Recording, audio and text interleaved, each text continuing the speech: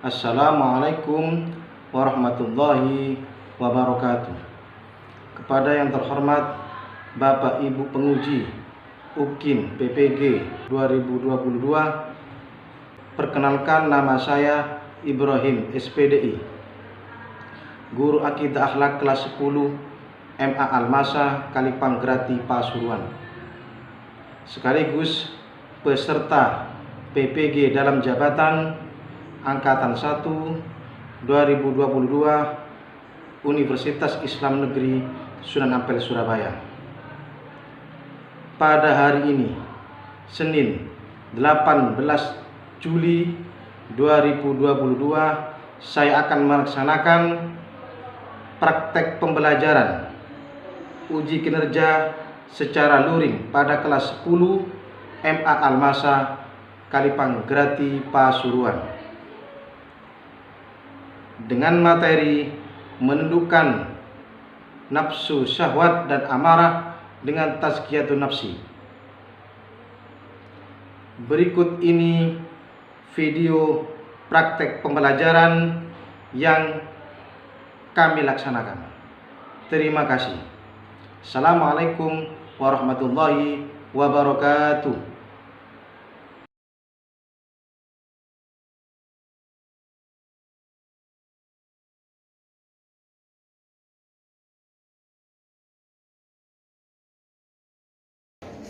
Assalamualaikum warahmatullahi wabarakatuh. Waalaikumsalam warahmatullahi wabarakatuh. Baiklah anak-anak, sebelum kita mulai pembelajaran kali ini, marilah kita doa bersama dengan harapan apa yang akan kita pelajari kali ini oleh Allah diberi berkah. Amin ya rabbal alamin. Doa dimulai. Bismillahirrahmanirrahim.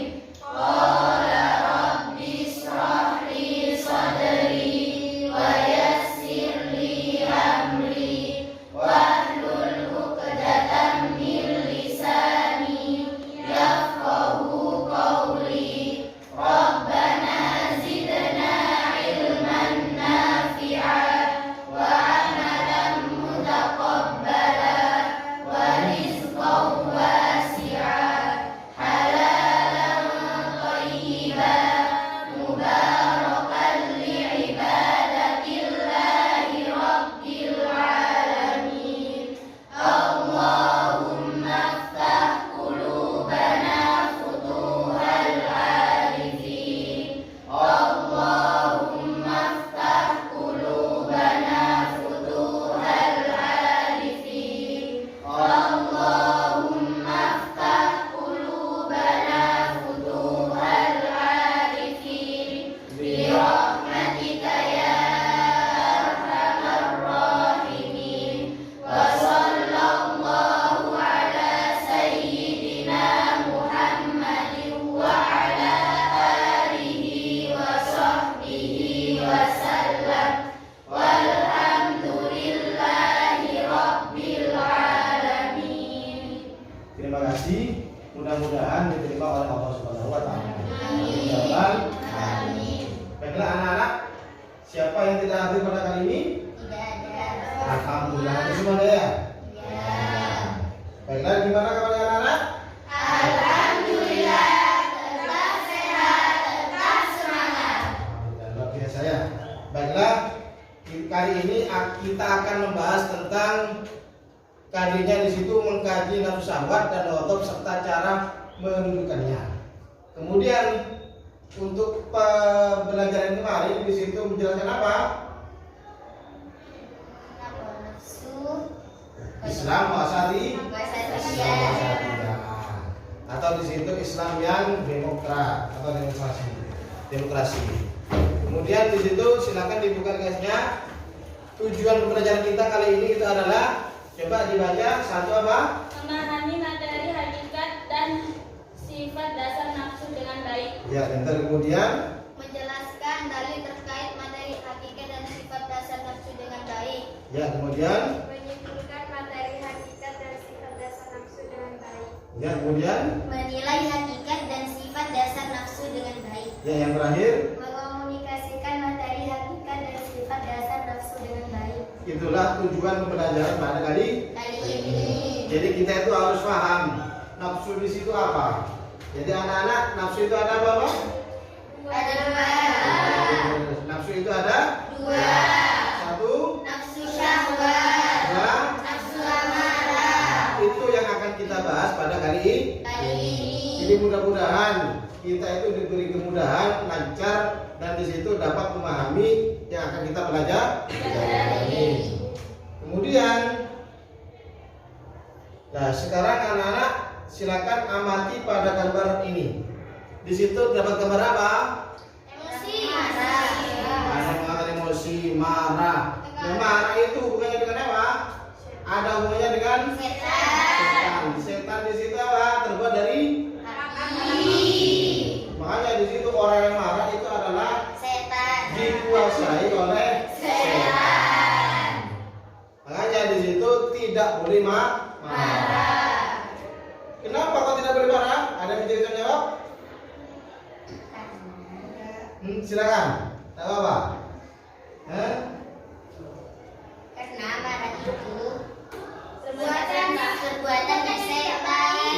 Iya, perbuatan yang tidak baik, tidak patut dicontoh, atau perbuatan yang dilarang. Pintar di situ ya.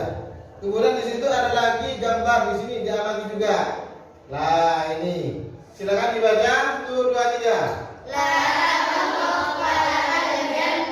Artinya apa? Jangan marah, kamu pasti akan masuk surga.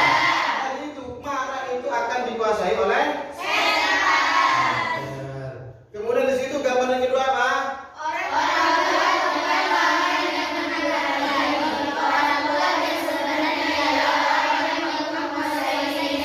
Nah, berarti itu ya. Jadi orang yang kuat itu bukanlah orang yang babar dan yang kekal, bukan ya.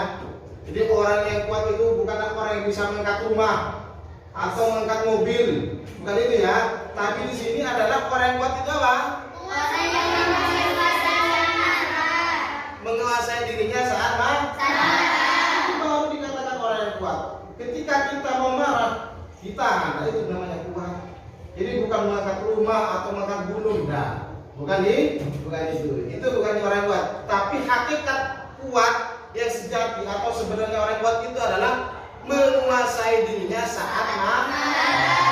Makanya jangan marah. Karena termasuk perbuatan yang tidak baik atau akhlak terjelek. Kemudian di situ lanjut. Nah ini dalil. Kamu harus tahu atau kita harus tahu dalilnya itu seperti apa. Gitu ya. Insyaallah bisa baca ya? Nah, kita mulai dari Tawud. 1, 2, 3. A'udzubillahi minasyaitonirrajim.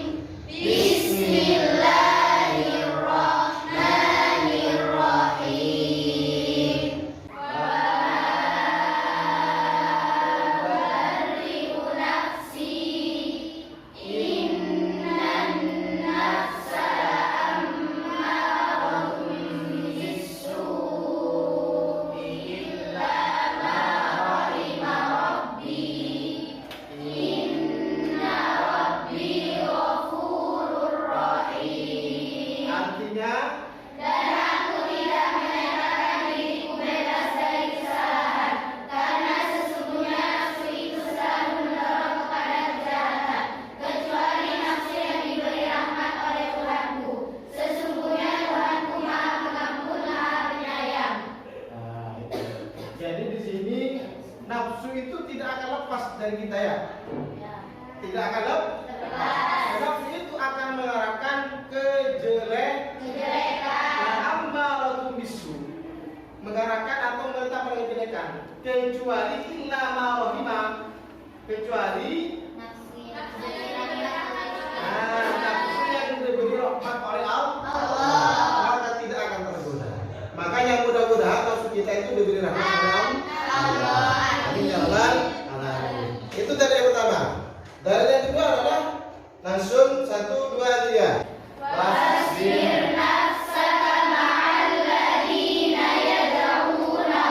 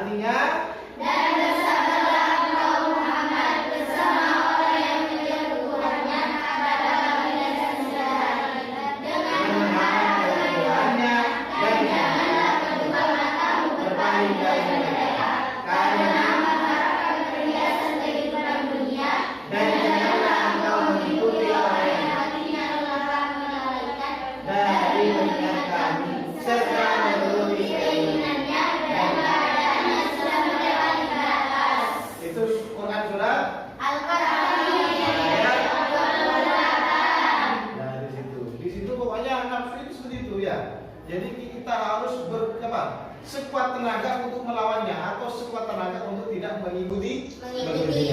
Nanti kita akan bahas bagaimana cara menentukannya, apa hikmah cara menentukannya, atau hikmah menentukannya di situ ya. Biar kita terselamat dunia dan akhir. Semangat ya. Semangat. Gimana kabarnya? Alhamdulillah, tetap sehat, tetap semangat. Luar biasa ya. Sekarang di sini saya akan kasih tahu tujuan pembelajaran di sini. Apa cara belajar di sini? Kita akan menggunakan sistem kelompok. Jadi di sini sudah saya tentukan ini kelompok A, ini kelompok B, ini kelompok C. Nanti di sini akan bentuk kelompok. Yang B cari informasi kelompok B, yang A cari informasi kelompok B, yang B cari informasi kelompok C kelompok A. Tentang apa yang akan kita bahas? Ingat ya, nafsu syahwat dan nafsu amarah. Silakan saya cari apa itu nafsu syahwat, kemudian caranya seperti apa, dampaknya seperti apa, hikmah. Ada 4, ada 3 ya. Jadi ta'rif atau definisi, kemudian di situ ada dampak buruk, kemudian cara, kemudian hikmah, syahwat dan amarah. Gitu ya, siap ya? Ya. Silakan untuk membentuk kelompok.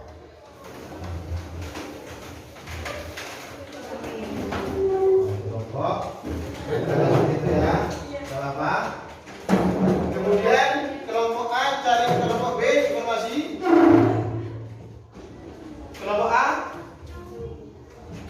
cari informasi kelompok B, B ke C, C ke A. Mencari informasi tentang pelajaran A ke B, C ke A.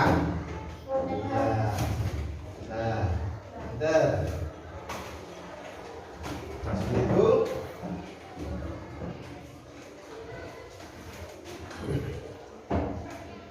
Ingat ya, cari informasi atau pelajaran yang kita bahas. Silakan untuk kelompok A dulu. Ya. Saya dari kelompok C ingin mencari informasi tentang dampak buruk menuruti hawa nafsu. Dampak buruk menuruti hawa nafsu. A. Membawa kehancuran, yaitu merusak potensi diri seseorang. B. Menimbulkan perilaku buruk, misalnya tamak, pencurian, korupsi, manipulasi, dan kekerasan fisik. C. Merusak lingkungan alam karena tidak menghindari. C. Merusak lingkungan alam karena tidak dapat mengendalikan diri untuk menerus sumber daya alam secara berlebihan.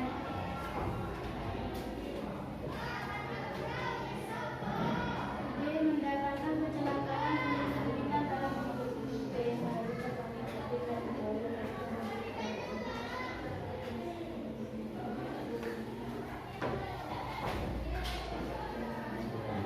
Cara menundukkan hawa nafsu. A. Menguatkan keimanan dan ketakwaan kepada Allah Subhanahu wa taala dengan memperbanyak ibadah dan amal soleh.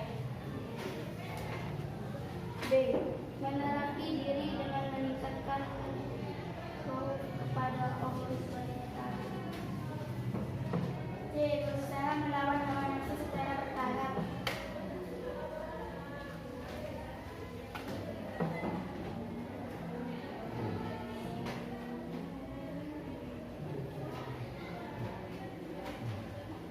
D. Menahan diri dari pikiran-pikiran buruk dan tidak membiarkan tinggal dalam kepala.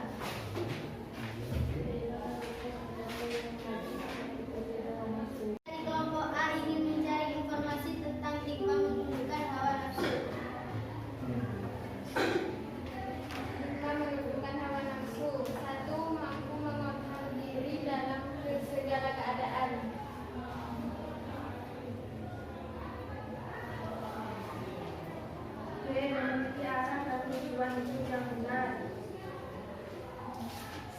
mendapat simpati dari semua orang.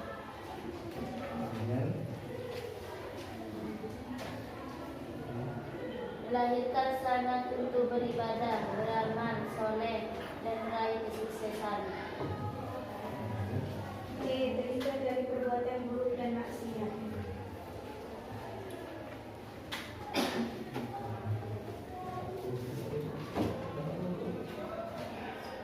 Dampak buruk nafsu amarah adalah: 1. Menimbulkan berbagai penyakit, misalnya hipertensi, depresi, dan serangan jantung. 2. Berdampak dalam keputusan. Orang yang marah cenderung asal-asalan ketika menentukan keputusan dalam menyelesaikan masalah. C. Dibenci oleh semua orang dari seluruh bangsa tidak mampu menahan hawa nafsu amarah yang diperintahkan dalam Al-Quran dan hadis. Merusak hubungan pertemanan, keharmonisan keluarga dan lingkungan. Menimbulkan pertikaian dan permusuhan. Saya dari kelompok B ingin mencari informasi tentang cara menundukkan nafsu amarah.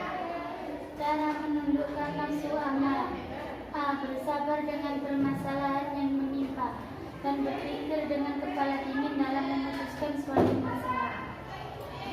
B. Memikirkan akibat buruk amarah sehingga meminimalisasi hal-hal negatif dan penyesalan. C. Berpikir mendekatkan diri kepada Allah Subhanahu wa Ta'ala untuk menyadarkan diri bahwa semua perbuatan dalam pengawasannya memang akan dimintai tanggung jawab.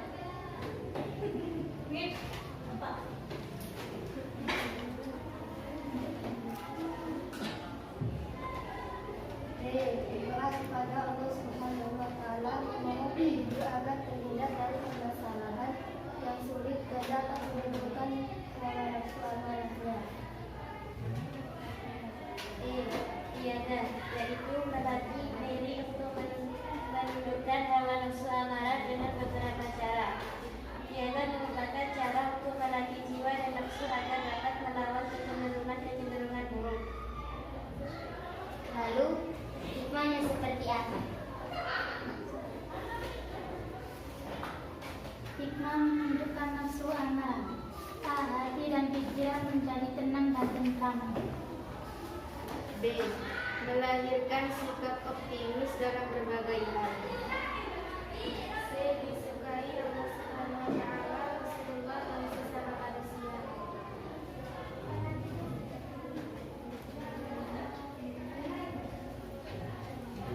D. Mendapat balasan surga.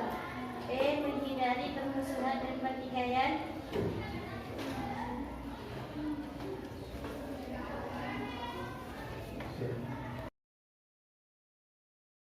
Gimana nak? Apakah sudah diskusi? Sudah. Kelompok A sudah cari kelompok B?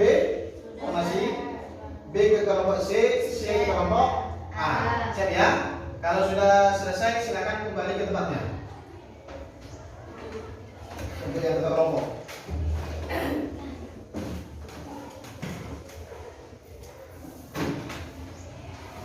Setelah kalian mendapat informasi, setelah dimusyawarahkan kepada temannya, silakan dipresentasikan hasil informasinya tadi. Untuk A tadi saya tugaskan untuk mencari dampak buruk dan caranya. Kemudian B di situ hikmah menundukkan nafsu syahwat, kemudian dampak buruk menuruti nafsu amarah. Kemudian C di situ menundukkan nafsu amarah dan hikmah. Ya, udah dua ya. Silakan untuk kelompok A dulu mempresentasikan.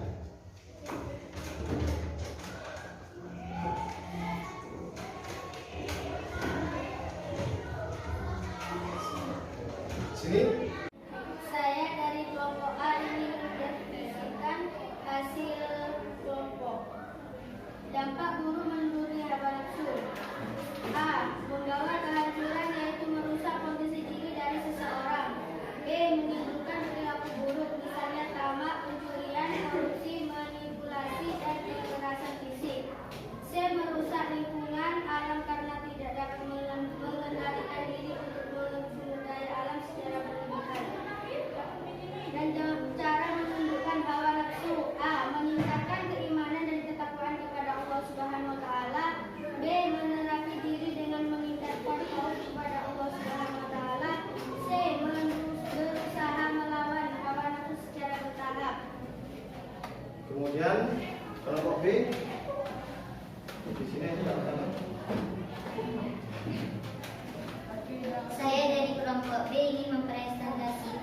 hasil musyawarah.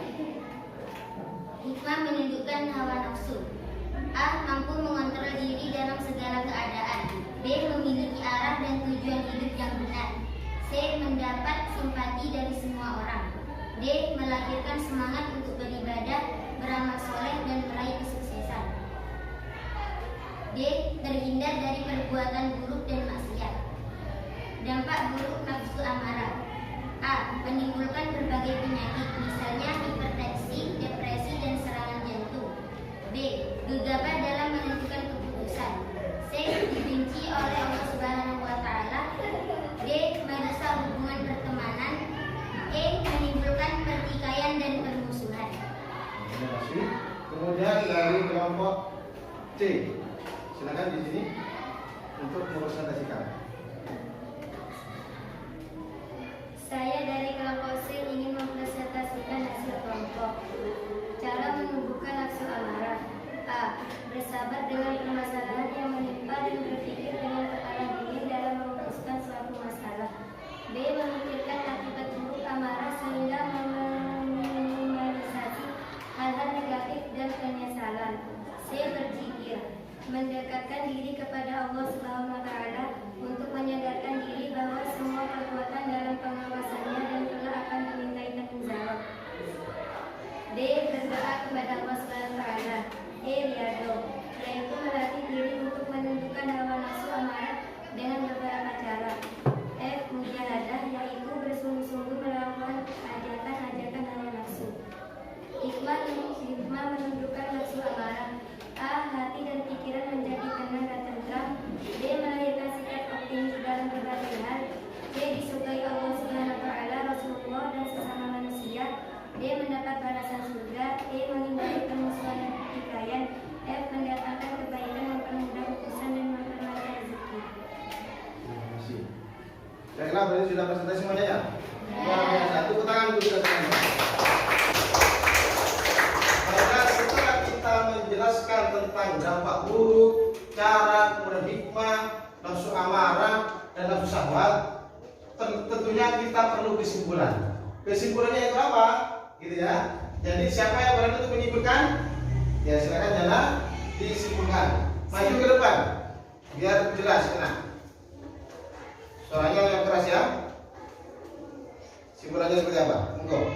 Kesimpulannya, setiap manusia pasti mempunyai nafsu. Nafsu mendorong manusia untuk melakukan segala perbuatan. Manusia bisa berbuat kebaikan dan keburukan karena memiliki nafsu. Pada dasarnya, manusia diciptakan dengan potensi yang luar biasa. Namun, terkadang hawa nafsu yang menghambat potensi tersebut. Umat Islam harus bisa mengontrol hawa nafsu tersebut melalui mujahadah dan riyadho. Terima kasih. Tepuk tangan untuk Dana. Jadi tadi kesimpulannya apa? Manusia itu tidak terlepas dari Hawa nafsu. nafsu ada berapa? 2. 1. Nafsu syahwat. 2. Kemudian cara menundukkannya seperti apa tadi? 1. Meningkatkan keimanan dan ketakwaan kepada Allah. Yang simpulannya itu tadi apa? 1 apa? Dengan menciptakan potensi yang luar biasa. Nah, 1 dengan riyadho dan Mujahadah. 1 dengan Riyadho dan mujahadah. itu cara menundukkannya. Oke, setelah itu sampai sudah paham ya? Ya. Alhamdulillah. Baiklah, sekarang untuk LKS-nya kita akan membuat soal tes tulis. Dikerjakan dengan baik ya. Saya sudah siapkan tes tulisnya, dikerjakan dengan baik, tidak boleh dikerjakan mandiri secara mandiri, tidak boleh tukar pikiran, diskusi, apalagi dengan baik ya. Ya silakan dikerjakan. Kurang soalnya. Kurang berapa? 2.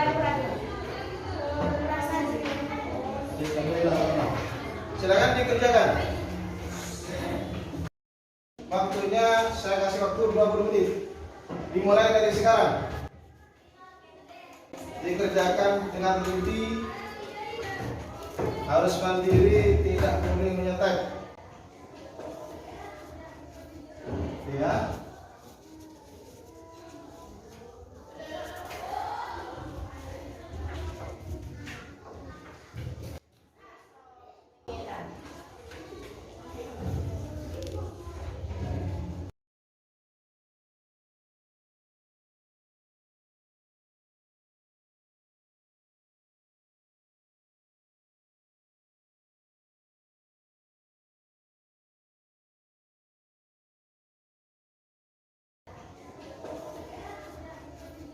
Ya.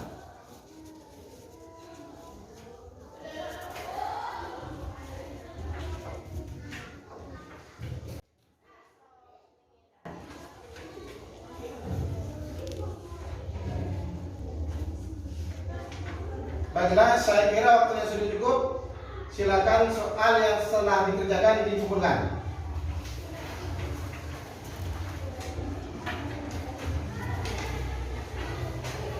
Untuk kelompok A, ya, sip. Untuk B sudah terkumpul semuanya. Kemudian yang C.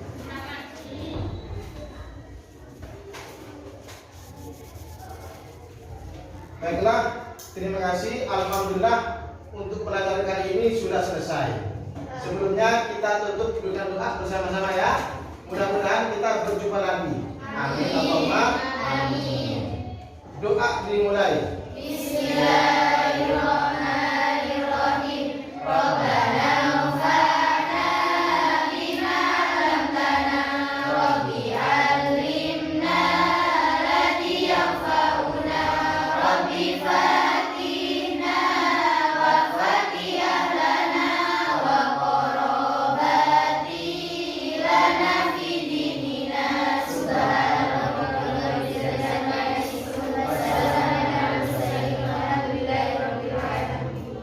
Terima kasih anak.